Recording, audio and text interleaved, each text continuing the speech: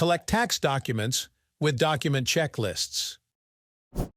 Document checklists help you collect tax documents from clients efficiently. Instead of wondering what to send, clients receive a personalized list of exactly what you need, tailored to their specific situation. You can create one checklist per client. Add items to your checklist by selecting the document type and adding a description.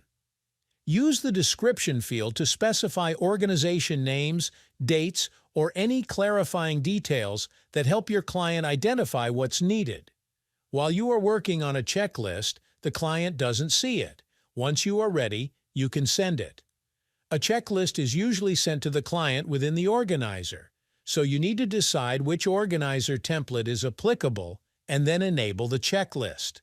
If a checklist already exists for the client, you'll see all items and can review before sending.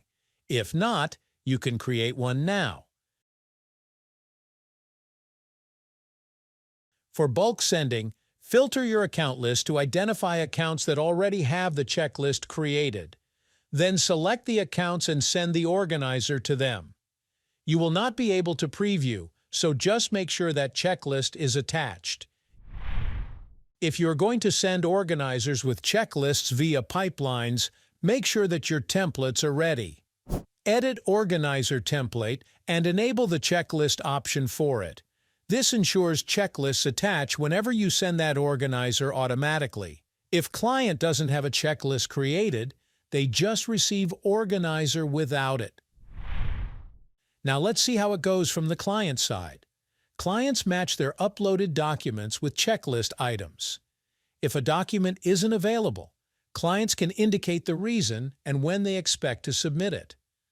Once documents are matched, items are marked complete, and you see accurate progress.